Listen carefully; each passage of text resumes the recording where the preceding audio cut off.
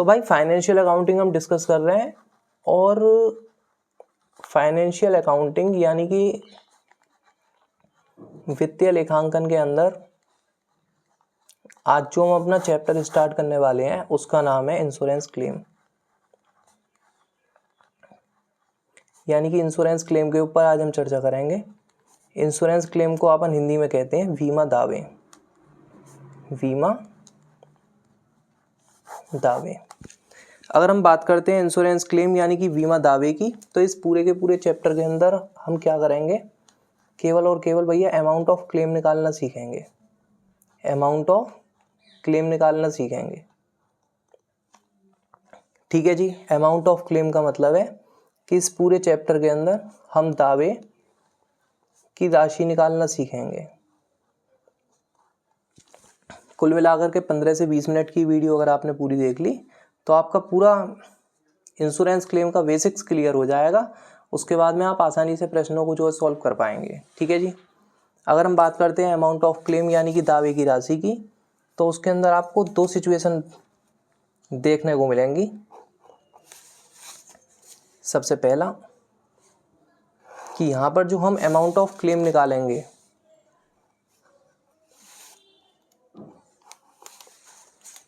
वो या तो under loss of stock policy निकालेंगे, अंडर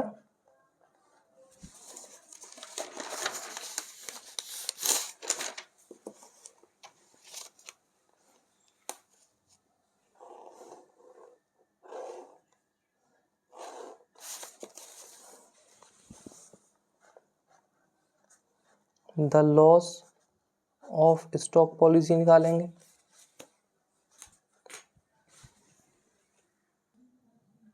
या तो under stock of loss policy under the loss of stock policy निकालेंगे, या फिर अंडर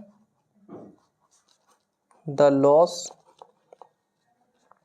ऑफ प्रॉफिट पॉलिसी निकालेंगे, ठीक है जी।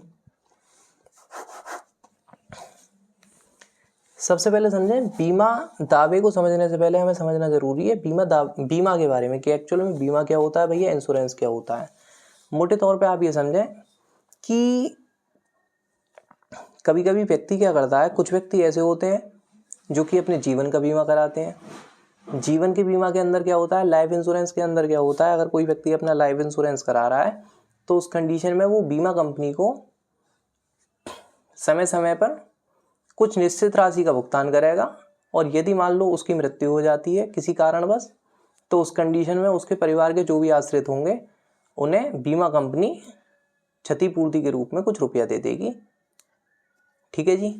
इसी तरीके से कुछ व्यक्ति क्या करते हैं, कुछ व्यक्ति अपना जो है मेराइन इंश्योरेंस कराते हैं। मेराइन इंश्योरेंस का मतलब क्या है, समुद्री बीमा कराते हैं। समुद्री बीमा का मतलब क्या है कि अगर मान लो आप एक स्थान से दूसरे स्थान पर समुद्र के द्वारा माल भेज रहे हैं, तो उस कंडीशन में काफ़ी सारी अनिश्चितता बढ़नी रहती है कि हो सकता है कि समुद्र के द्वारा अगर आप माल भेज रहे हैं तो उस कंडीशन में हो सकता है कि भैया तूफान वगैरह आ जाए तो आपका जो जहाज है वो बीच में फंस जाए, और अगर जहाज बीच में फंस गया तो उस कंडीशन में आपका माल एक स्थान से दूसरे स्थान पर ठीक प्रकार से नहीं पहुंच पाएगा, वहाँ पर लॉस होने की संभावना बनी रहती है। तो इस लॉस को कवर कराने के लिए, इस अनिश्चितता से बचने के लिए हम क्या करते हैं, उस जहाज का बीमा करा लेते हैं, जैसे नाम दिया जाता है मेराइन इंश्योरेंस का। और अगर मान लो इस तरीके से जहाज आपका किसी तूफान वगैरह में फंस गया और उसमें जो माल लद करके जा रहा है उस माल को कोई नुकसान पहुँचता है, तो उस कंडीशन में जो बीमा कंपनी होती है वो आपको कुछ क्षतिपूर्ति का भुगतान करती है, आपको वो कुछ पैसा देती है। जैसे मैंने अभी बताया लाइफ इंश्योरेंस होता है, इसी तरीके से मेराइन इंश्योरेंस होता है। उसी तरीके से आप जो है अपनी मोटरसाइकिल का या अपने वाहन का बीमा कराते हैं, वाहन बीमा जैसे कहते हैं, व्हीकल इंश्योरेंस, ठीक है जी। इसी तरीके से एक इंश्योरेंस होता है फायर इंश्योरेंस यानी कि अग्नि बीमा। अग्नि बीमा के अंतर्गत क्या होता है कि यदि मान लो हमने कोई नोटबुक वगैरह की दुकान खोली हुई है, अगर मान लो हमने कोई स्टेशनरी की दुकान खोली हुई है, तो वहाँ पे कुछ ना कुछ अनिश्चितता बनी रहती है कि हो सकता है कि भैया दुकान में आग लग जाए। अगर मान लो हमारी दुकान में आग लग जाती है तो उस कंडीशन में काफ़ी सारी पुस्तकों का नुकसान हो जाएगा। अब उस नुकसान की भरपाई कौन करेगा, उस नुकसान की भरपाई करनी पड़ेगी हमें स्वयं को, अगर हमने बीमा नहीं कराया हुआ है उस माल का। तो इसीलिए दुकानदार क्या करते हैं कि जिस भी चीज़ की वो दुकान चला रहे हैं, जिस भी चीज़ की वो जो है बिजनेस कर रहे हैं, वो उसका माल का इंश्योरेंस करा लेते हैं, ताकि अगर मान लो हमारे बिजनेस में, हमारे दुकान में अगर मान लो आग लग जाती है, तो उस कंडीशन में हम बीमा कंपनी के सामने जाकर के दावा प्रस्तुत कर सकते हैं कि बाबूजी हमें इतने इतने रुपए का लॉस हुआ और हमें क्षतिपूर्ति चाहिए। अब वो बात बीमा कंपनी के ऊपर डिपेंड करती है कि वो आपके क्लेम को एक्सेप्ट कर ले या उसे रिजेक्ट कर दे। ठीक है जी। तो इस चैप्टर के अंदर हम ये सीखेंगे कि अगर मान लो हमने कोई सपोज दैट स्टेशनरी की दुकान खोली हुई है, जिसमें सपोज दैट कुछ रुपए की हमने बुक्स भरी हुई हैं, और उस दुकान में अगर मान लो आग लग जाती है और हमारी जो बुक्स हैं वो जल करके स्वाहा हो जाती हैं और उसमें कुछ रुपए की बुक्स ही बचती हैं, तो हम बीमा कंपनी के पास अगर भाग करके जाएंगे तो उसके सामने क्लेम की अमाउंट क्या रखेंगे कि जी बाबूजी ऐसे ऐसे हमें लॉस हो गया है, हमने आपके यहाँ इंश्योरेंस कराया हुआ था और हमें इतने रुपए चाहिए। तो यहाँ पे हम अमाउंट ऑफ क्लेम निकालना सीखेंगे। समझ आ गया आपको अमाउंट ऑफ क्लेम क्या होता है? ठीक है जी। तो भाई अमाउंट ऑफ क्लेम जब आप निकालने के लिए बैठेंगे तो यहाँ पे या तो under the loss of stock policy निकालेंगे या under the loss of profit policy निकालेंगे, क्योंकि जब भी किसी दुकान में आग लगती है तो केवल स्टॉक का नुकसान नहीं होता है, केवल माल का नुकसान नहीं होता है, उसके साथ साथ प्रॉफिट का नुकसान भी होता है, उसके साथ साथ लाभ का नुकसान भी होता है। जैसे अगर मान लो किसी भी व्यापारी की दुकान में 1 जनवरी 2025 को आग लगती है, तो 1 जनवरी 2025 को जब उसकी दुकान में आग लगती है तो सपोज दैट 10 लाख रुपए का माल यानी 10 लाख रुपए का स्टॉक जल करके नष्ट हो जाता है। तो इसके साथ हम ये कहेंगे कि केवल 10 लाख रुपए के माल का नुकसान नहीं होगा, हो सकता है कि उसे सेटअप करने में, फिर से दुकान को ठीक करने में 2-4 दिन होगा और समय लग जाए, हो सकता है 1 महीना उसे जो है अपनी दुकान को फिर से अरेंज करने में लग जाए, है नहीं? तो इतने दिनों तक तो वो अपनी दुकान नहीं चला पाएगा। जब इतने दिनों तक दुकान नहीं चला पाएगा तो सेल नहीं होगी, सेल नहीं होगी तो प्रॉफिट नहीं होगा, और प्रॉफिट नहीं होगा तो यहाँ पे आपका क्या हुआ कि जब हमारी दुकान में आग लगी तो ना केवल स्टॉक का नुकसान हुआ बल्कि प्रॉफिट का नुकसान भी हुआ। तो अब हम सबसे पहले ये देखेंगे कि अगर हमें अमाउंट ऑफ क्लेम निकालना है under the loss of stock policy तो हम कैसे निकालेंगे। वहां पे आपको सबसे प्यारा सा एक अकाउंट बनाना पड़ता है जिसको नाम देते हैं memorandum trading account. Memorandum trading account. अब भैया ये मेमोरेंडम ट्रेडिंग अकाउंट कैसे बनाना पड़ता है?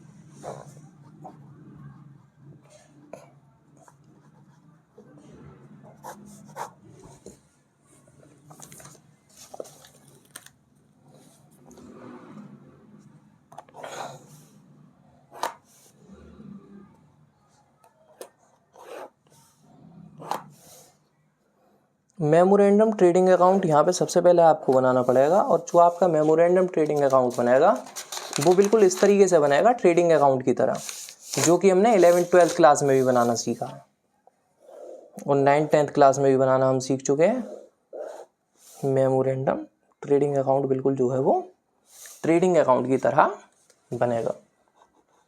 सबसे पहले हम इधर लिखेंगे डेबिट, इधर लिखेंगे क्रेडिट, और ये जो बनाया जाएगा वो उस तिथि को बनाया जाएगा जिस तिथि को हमारी दुकान में आग लगेगी, ये पता करने के लिए कि जिस दिन हमारी दुकान में आग लगी है उस दिन हमारी दुकान में कितने रुपए का माल पड़ा हुआ था। ये ज्ञात करने के लिए हम ये वाला स्मरण व्यापारिक खाता यानी कि मेमोरेंडम ट्रेडिंग अकाउंट बनाते हैं। सबसे पहले हम यह लिखेंगे पर्टिकुलर्स, अमाउंट, पर्टिकुलर्स और अमाउंट। यहां पे हम क्या करेंगे, सबसे पहले हम यहां लिखेंगे to opening stock, to opening stock. ठीक है जी। सपोज दैट क्या था कि सपोज दैट हमारे पास माल पड़ा हुआ था वर्ष के प्रारंभ में 10 लाख रुपए का, तो ओपनिंग स्टॉक हो गया 10 लाख रुपए, क्योंकि ओपनिंग स्टॉक का मतलब होता है प्रारंभिक रहतिया। प्रारंभिक रहतिया का मतलब होता है वर्ष के प्रारंभ में पड़ा हुआ माल, यानी जितने रुपए का माल हमारे पास वर्ष के प्रारंभ में पड़ा हुआ है वो प्रारंभिक रहतिया कहलाता है, वो ओपनिंग स्टॉक कहलाता है। जैसे अगर मान लो 1 जनवरी 2025 से लेकर के 31 दिसंबर 2025 तक हम कोई बिजनेस करते हैं, तो हमारे बिजनेस में 1 जनवरी 2025 को जितने रुपए का माल पड़ा हुआ है वो हमारा ओपनिंग स्टॉक कहलाएगा, वो हमारा प्रारंभिक रहतिया कहलाएगा। ठीक है जी। तो हमारा ओपनिंग स्टॉक, सपोज दैट मैंने अपनी तरफ से ये फिगर उठाया है सपोज दैट हमारे पास ओपनिंग स्टॉक पड़ा हुआ है 10 लाख रुपए का, तो ओपनिंग स्टॉक हमारा हो गया 10 लाख रुपए। अब वर्ष के दौरान हमने क्या करा, सपोज दैट हमारे यहाँ दुकान में जो आग लगी है वो 31 जनवरी 2025 को लगी है, तो ये जो मेमोरेंडम ट्रेडिंग अकाउंट बनाया जाएगा वो 31 जनवरी 2025 को बनाया जाएगा। सपोज दैट जब वर्ष प्रारंभ हुआ था 1 जनवरी 2025 को, उस डेट को हमारे पास 10 लाख रुपए का माल पड़ा हुआ था, तो ओपनिंग स्टॉक हो गया 10 लाख रुपए। अब हम क्या करेंगे, यहाँ पर लिखेंगे टू परचेज।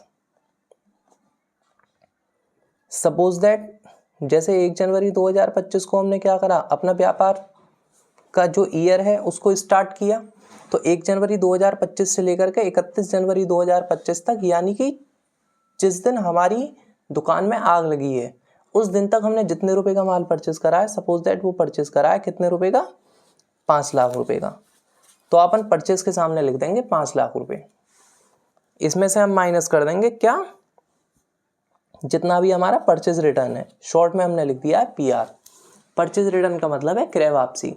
हो सकता है कि 5 लाख रुपए का हमने कुछ रुपए का माल खरीदा हो, अब 5 लाख रुपए में से 1 लाख रुपए का माल ऐसा हो जो कि डिफेक्टिव हमारे पास आ गया हो, खराब आ गया हो, कटा फटा आ गया हो, तो उस कंडीशन में हमें 1 लाख रुपए का माल लौटाना पड़ेगा। ठीक है जी।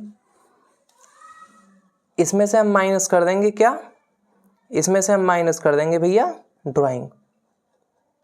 हो सकता है कि 1 लाख रुपए की कॉपी किताबें हमने खुद के प्रयोग के लिए यानी कि स्वयं के उपयोग के लिए निकाल ली हो, तो जितने रुपए का हमने माल स्वयं के प्रयोग के लिए निकाल लिया है या निजी प्रयोग के लिए निकाल लिया है वो यहाँ पे ड्राइंग के नाम से माइनस हो जाएगा। साथ में हम यहाँ पे से माइनस कर देंगे एडवर्टाइजमेंट।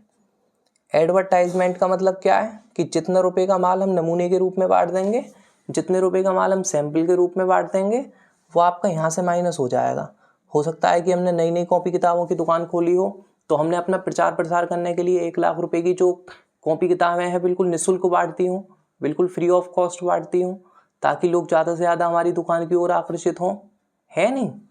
तो 5 लाख रुपए का माल हमने परचेस करा था, जिसमें से 1 लाख रुपए का माल रिटर्न कर दिया, कितना बचा 4 लाख रुपए। 4 लाख में से हमने माइनस कर दिया 1 लाख रुपए का माल जो कि ड्राइंग था, कितना बचा 3 लाख रुपए। 3 लाख रुपए में से भी हमने माइनस कर दिया एडवर्टाइजमेंट का 1 लाख रुपए। हमारे पास यहाँ पे कितना बचा 2 लाख रुपए। यानी वर्ष के दौरान नेट हमने कितने रुपए का माल परचेस करा है, 2 लाख रुपए का।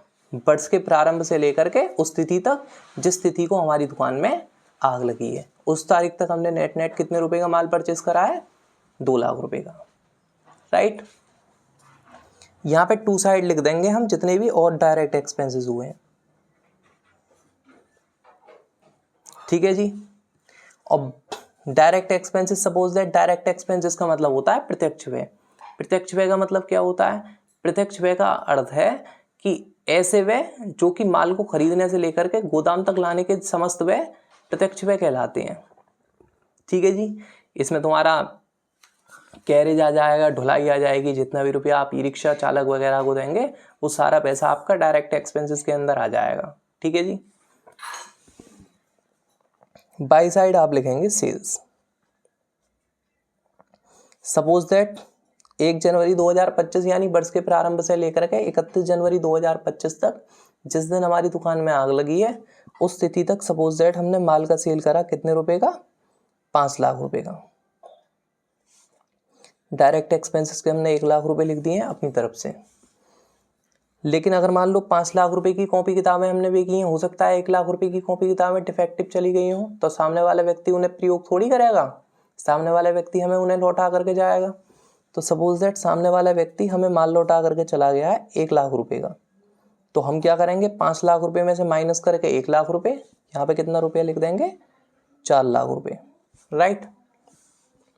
अब हम क्या करेंगे, हमने सपोज दैट पहले से ही डिसाइड किया हुआ है टू ग्रॉस प्रॉफिट CD। हमने पहले से ही डिसाइड किया हुआ है कि भैया जितने भी रुपए का हम माल बेचेंगे, ठीक है, उस पर 10% प्रॉफिट हम उठाएंगे। जैसे अगर मान लो हमने माल बेचा है कितने रुपए का, 4 लाख रुपए, इस 5 लाख पर नहीं निकालना है क्योंकि नेट हमारा माल कितने रुपए का सेल हुआ है, 4 लाख रुपए का। सपोज दैट मैंने ये डिसाइड किया हुआ है कि मैं जितने भी रुपए का माल बेचूंगा उस पर 10% का प्रॉफिट खाऊंगा। तो उस कंडीशन में क्या होगा कि जैसे सपोज दैट हमने 4 लाख रुपए का माल सेल करा है, तो 4 लाख रुपए का 10% हमारे सामने कितने रुपए निकल करके आता है, 40,000 रुपये। अब हम क्या करेंगे, इन सबको ऐड कर लेंगे। इन्हें ऐड करने के लिए हम कैलकुलेटर का यूज़ करते हैं। अब हम क्या करेंगे, मेमोरेंडम ट्रेडिंग अकाउंट का जो डेबिट साइड है पहले हम उसका टोटल करेंगे। सबसे पहले इसमें क्या दिया हुआ है, 10 लाख रुपए, इसमें प्लस कर देंगे हम क्या, 2 लाख रुपए, प्लस कर देंगे 1 लाख रुपए, प्लस कर देंगे 40,000 रुपये। तो उस कंडीशन में हमारे सामने कितना निकल करके आता है, 13,40,000 रुपये। तो सबसे पहले हमने क्या करा, उसे डेबिट साइड लिख दिया 13,40,000 रुपये, राइट। अब हम क्या करेंगे, मेमोरेंडम ट्रेडिंग अकाउंट के क्रेडिट साइड का टोटल करेंगे। ये अकाउंट बंद करने का तरीका होता है। तो क्रेडिट साइड तो हमारा केवल 4 लाख रुपए दिया हुआ है, तो हम क्या करेंगे, यहाँ पे लिख देंगे 4 लाख रुपए। अभी 13,40,000 और 4 लाख रुपए में से ज़्यादा क्या है भैया, 13,40,000 रुपये मेमोरेंडम ट्रेडिंग अकाउंट के डेबिट साइड का जब हमने टोटल करके देखा तो 13,40,000 रुपये आया। और जब हमने मेमोरेंडम ट्रेडिंग अकाउंट के क्रेडिट साइड का टोटल करके देखा तो हमारा 4 लाख रुपये आया, जिसमें से ज़्यादा क्या है, 13,40,000 रुपये। तो भाई 13,40,000 रुपये हम लिख देंगे दोनों साइड, इधर भी 13,40,000 रुपये और इधर भी 13,40,000 रुपये। और 13,40,000 रुपये में से 4 लाख रुपये माइनस करके, यानी कि 13,40,000 में से जैसे ही हमने माइनस कर दिया कितना, 4 लाख रुपये, तो फाइनली हमारे सामने कितना आ गया, 9,40,000 रुपये। मैंने ज़्यादा वाली साइड दोनों तरफ लिख करके, ज़्यादा का जो भी टोटल होता है दोनों तरफ लिख करके, कम वाली साइड में से घटा करके कम वाली साइड ही आंसर निकालते हैं। तो यहाँ पे कितना आ गया, 9,40,000 रुपये। तो यहाँ पे जो आंसर निकलेगा आपका बाय क्लोजिंग स्टॉक के नाम से निकलेगा, बाय क्लोजिंग स्टॉक। यही हमारा बी फिगर है। इसका मतलब यह है कि जिस डेट को हमारी दुकान में आग लगी है उस डेट को हमारी दुकान में कितने रुपए का माल पड़ा हुआ था, 9,40,000 रुपये का, राइट। यानी कि जो टोटल वैल्यू ऑफ स्टॉक है वो कितना हो गया, 9,40,000 रुपये, राइट। अब इसमें से हम माइनस कर देंगे साल्वेज। साल्वेज का मतलब है ऐसा माल जो कि आग से बचा लिया गया है। इसे निस्तारण मूल्य भी कहते हैं, अपशिष्ट मूल्य भी कहते हैं। सपोज दैट 1 लाख रुपए का माल ऐसा था, 1 लाख रुपए की कॉपी किताबें ऐसी थी जो कि हमने आग से जलने से बचा ली, ठीक है जी, या जो थोड़ी बहुत जल गई थी, अब वो कबाड़ी में 1 लाख रुपए की बेची जा सकती हैं। तो 9,40,000 रुपये में तो साल्वेज का हम 1 लाख रुपया घटाएंगे, तो फाइनली 8,40,000 रुपये हमारे सामने क्या निकल करके आता है, actual value of stock. Done. अब हम क्या करेंगे, अगर मान लो हमें अमाउंट ऑफ क्लेम निकालना है कि एक्चुअल में हमें बीमा कंपनी के पास अगर जाना है तो हम कितने रुपए का क्लेम उसको करें कि जी बाबूजी इतने रुपए हमें दे दो, हमारी दुकान में आग लग गई है, हमने आपके यहाँ पहले से अपने माल का इंश्योरेंस कराया हुआ था, अब हमारे माल में आग लग गई है, अब हमें इतना रुपये चाहिए, कितने रुपए की डिमांड हम उससे करेंगे, वो कहलाता है अमाउंट ऑफ क्लेम, ठीक है जी। तो उसके लिए हम क्या लिखेंगे, सबसे पहले यहाँ लिखेंगे actual value of stock, actual value of stock divided by total value of stock, यानी ये बटे ये, नीचे वाला बटे ऊपर वाला, एक्चुअल वैल्यू ऑफ स्टॉक बटे total value of stock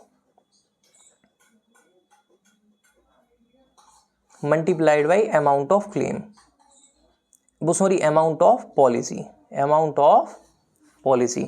actual value of stock हमारे पास कितने रुपए का है भैया, 8,40,000 रुपये का, तो यहाँ पे हमने लिख दिया 8,40,000 रुपये divided by total value of stock कितने का है, टोटल वैल्यू ऑफ स्टॉक कितने रुपए का है, 9,40,000 रुपये का, तो यहाँ पे लिख दिया भैया 9,40,000 रुपये multiplied by amount of policy. Suppose that हमने 1 लाख रुपए की पॉलिसी ली हुई थी अपने माल की, मतलब 1 लाख रुपए का हमने अपने माल का बीमा कराया हुआ था, तो हम क्या करेंगे 8,40,000 रुपये में गुणा कर देंगे 1 लाख रुपए से, डिवाइड मार देंगे 9,40,000 रुपये से, तो हमारे सामने कितना निकल के आता है 89,361 रुपये, 89,361.70। यानी कि बीमा कंपनी से जाकर के हम क्या कहेंगे कि बाबूजी ऐसा है कि हमारी दुकान में आग लग गई है जिसमें हमारा कुछ माल जल करके नष्ट हो गया है, अब हमें कितने रुपए का क्लेम कर रहे हैं हम, 89,361.70 का। अब वो बात अलग है कि वो हमारे क्लेम को एक्सेप्ट कर ले और हमें इतना रुपया दे दे, या हमारे वो क्लेम को रिजेक्ट कर दे, यानी कि वो 1 भी रुपया ना दे। ठीक है जी, लेकिन हम क्लेम कितने रुपए का करेंगे, 89,361.70 का। ठीक है जी, अब हम सीधा करते हैं क्वेश्चन। तो भाई देखो, जो क्वेश्चन नंबर 4 है वो काफ़ी ज़्यादा इंपॉर्टेंट है, तो हम क्या करते हैं, क्वेश्चन नंबर 4 को ही समझने का प्रयास करते हैं। पहले स्वाति पब्लिकेशन की ये बुक है फाइनेंशियल अकाउंटिंग की, बीकॉम सेकंड सेमेस्टर की, जिसका प्रयोग हम कर रहे हैं क्वेश्चन नंबर 4 को कराने के लिए। तो यहाँ पे सबसे पहले हमने लिख दिया है मेमोरेंडम ट्रेडिंग अकाउंट।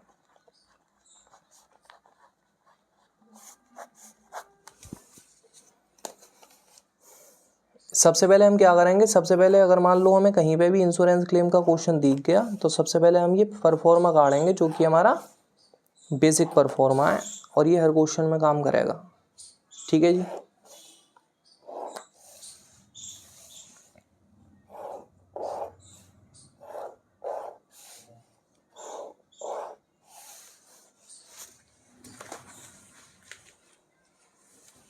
यहाँ पे हमें क्या करना है, यहाँ पे लिख देना है डेबिट और यहाँ पे लिख देना है क्रेडिट। ये क्या हो गया, पर्टिकुलर्स, उसके जस्ट बराबर में अमाउंट। यहाँ पे क्या लिख दिया भैया, पर्टिकुलर्स लिख दिया, फिर क्या लिख दिया, अमाउंट। और यहाँ पे हम क्या करेंगे, इसके फॉर्मेट को बनाते हैं। तो फॉर्मेट हमारा सेम है, सबसे पहला टू ओपनिंग स्टॉक, इसमें टू कर देंगे क्या, परचेस, माइनस कर देंगे जितने की भी परचेज रिटर्न है, माइनस कर देंगे ड्राइंग, जितने भी रुपए का हमने निजी प्रयोग के लिए माल निकाला है, माइनस कर देंगे एडवर्टाइजमेंट, यानी जितने रुपए का माल हमने निःशुल्क नमूने के रूप में बांट दिया है। ठीक है जी, यहाँ पे क्या आ जाएगा, टू डायरेक्ट एक्सपेंसेस, मतलब जितने भी हमारे प्रत्यक्ष व्यय होंगे सारे के सारे फालतू के एक्सपेंसेस यहाँ पे आ जाने हैं। वाई साइड में हम क्या लिख देंगे, सेल्स, लेकिन इसमें से क्या माइनस कर देंगे, सेल्स रिटर्न।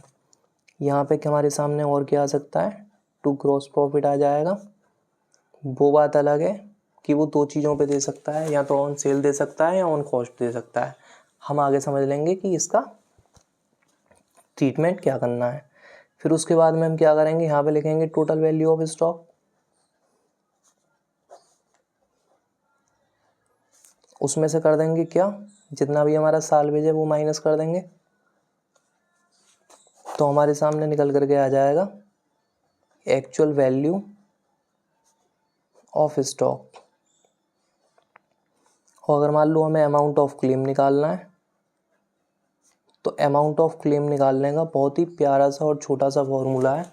सबसे पहले हम क्या करेंगे, एक्चुअल वैल्यू ऑफ स्टॉक लिख लेंगे और एक्चुअल वैल्यू ऑफ स्टॉक में डिवाइड मार देंगे टोटल वैल्यू ऑफ स्टॉक से।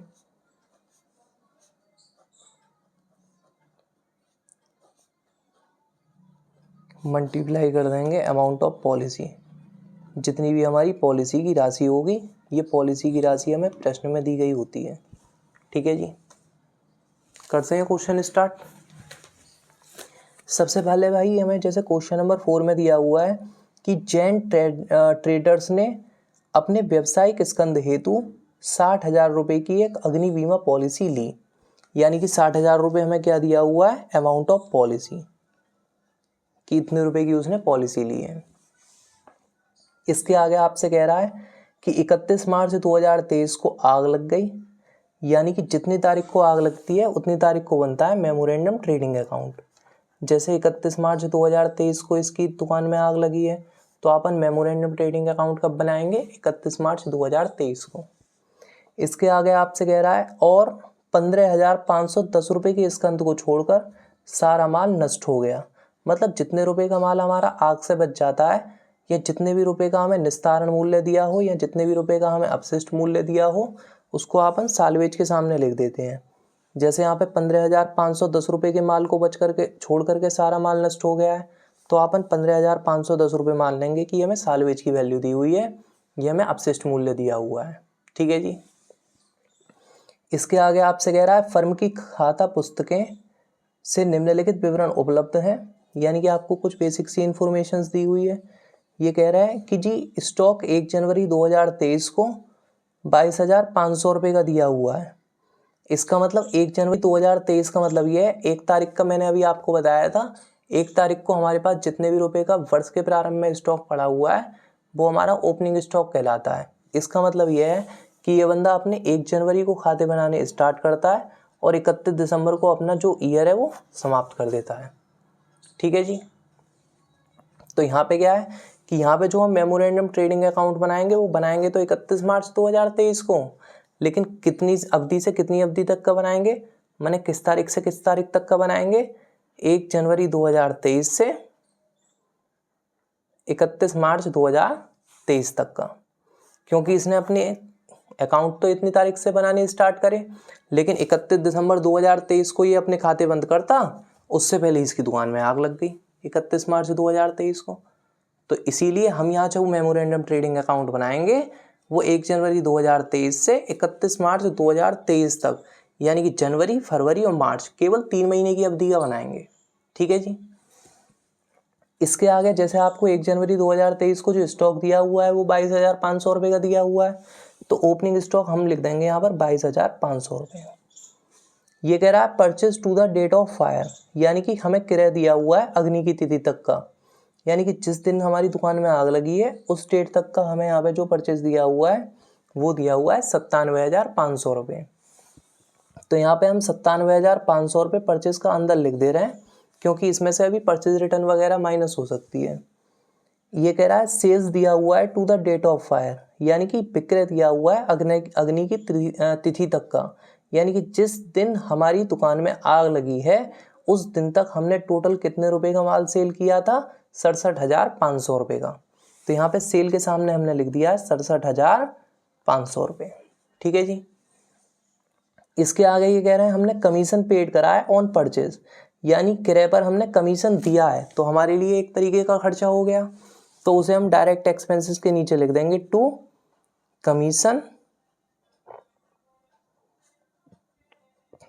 On purchase. कितने रुपए का कमीशन ऑन परचेज दिया हुआ है हमें, 1950 रुपये का, तो यहाँ पे हमने कितना लिख दिया, 1950 रुपये। ठीक है जी।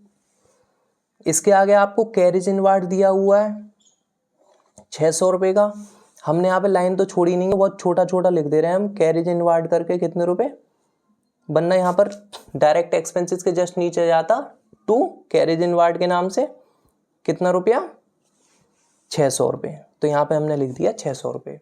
ठीक है जी।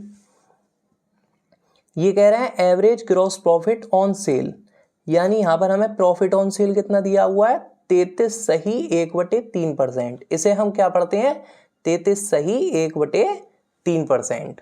ठीक है जी। तो यहाँ पे हमें ग्रॉस प्रॉफिट का रेट कितना दिया हुआ है, 33/1/3%, वो भी किस पर, ऑन सेल पर। ठीक है, कितना दिया हुआ है, 33/1/3% ऑन सेल।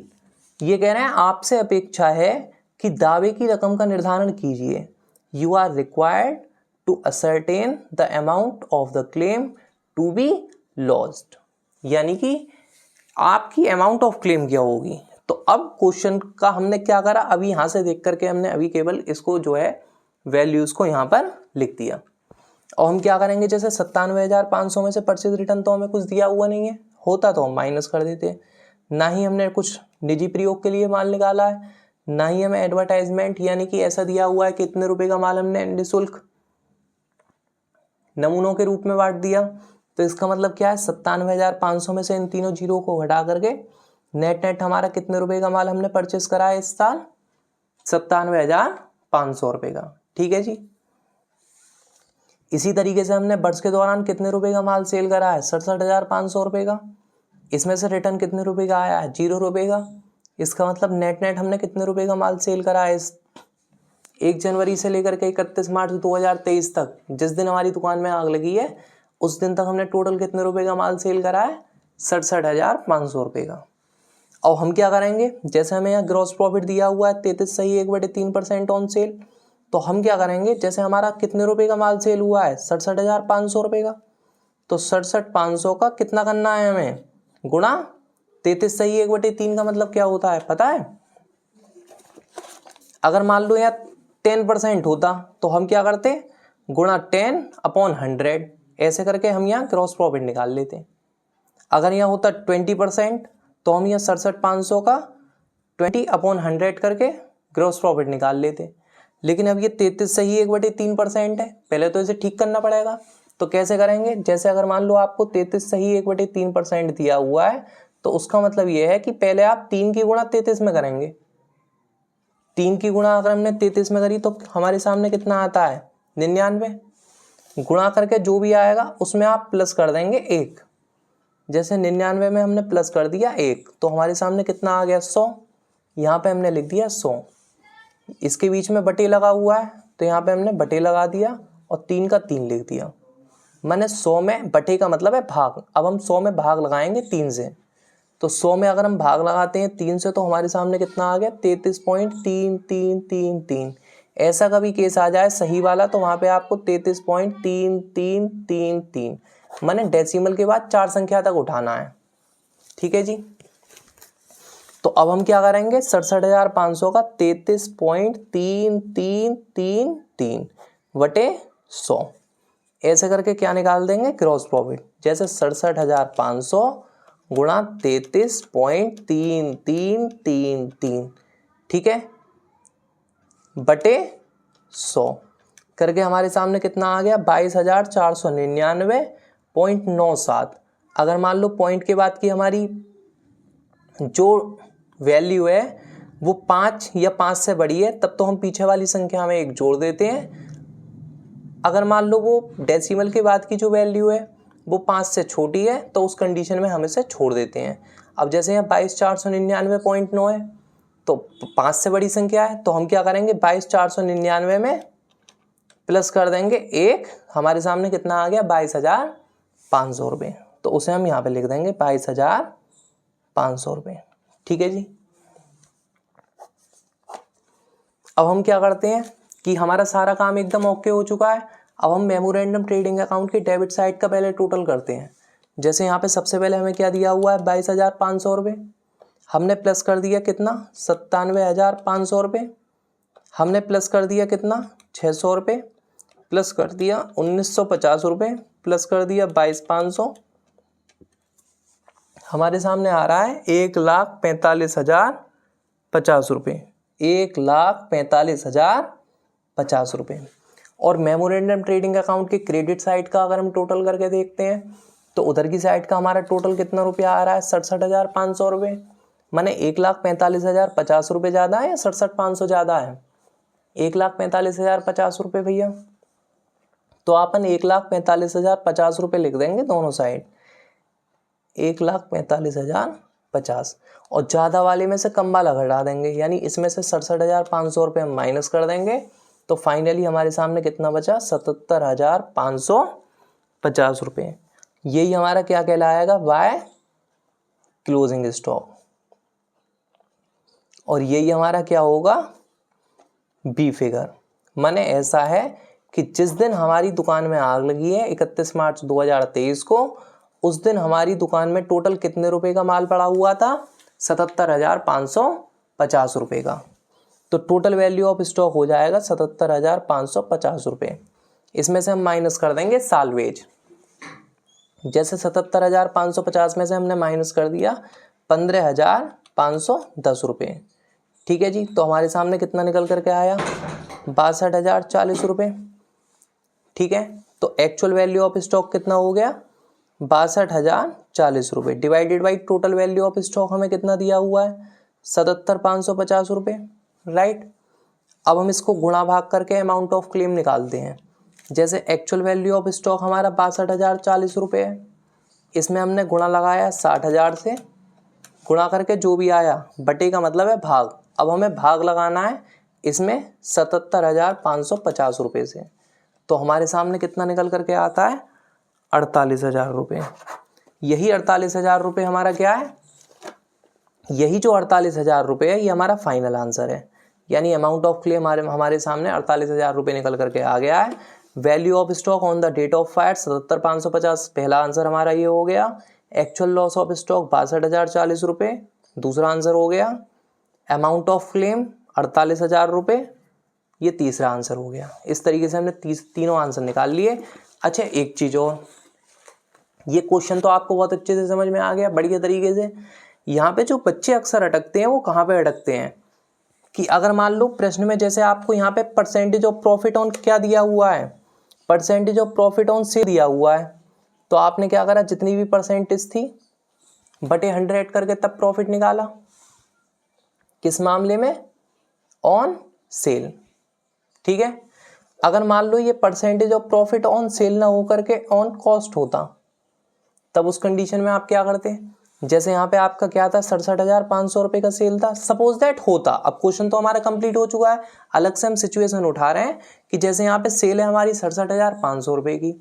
अब इसमें हमें प्रॉफिट दिया हुआ था, percentage of profit on sale कितना परसेंट दिया हुआ था भैया, 33 से ही 1/3, जैसे हमने नॉर्मल में कन्वर्ट करके 33.3333% कर लिया था, राइट। तो हमने क्या करा था, 67,500 रुपये का जो भी हमारा सेल था उसमें हमने गुणा लगाया था जितनी भी हमारी परसेंटेज थी, जो कि हमारी कितनी थी 33.3333 डिवाइडेड बाई 100। ऐसे करके हमारे सामने कितना आया था 22,500 रुपये। ठीक है जी। सपोज दैट अगर ये परसेंटेज ऑफ प्रॉफिट हमें ऑन सेल ना दे करके ऑन कॉस्ट दिया गया होता, जैसे कि हमें अगले वाले प्रश्न में दिया हुआ है, क्वेश्चन नंबर 5 में हमें दिया हुआ है, कह रहा है ना वह लागत प्लस 33 सही 1/3% पर विक्रय मूल्य निर्धारित करता है। इसका मतलब यह है कि लागत से अधिक पर, इसका मतलब यह है कि हमें percentage of profit on sale ना देकर के किस पे दिया हुआ है, कॉस्ट पर, लागत पर। तो इस मामले में हमें क्या करना है, फिर हमें परसेंटेज बटे 100 नहीं करना है, फिर हमें परसेंटेज बटे 100 प्लस परसेंटेज करना है।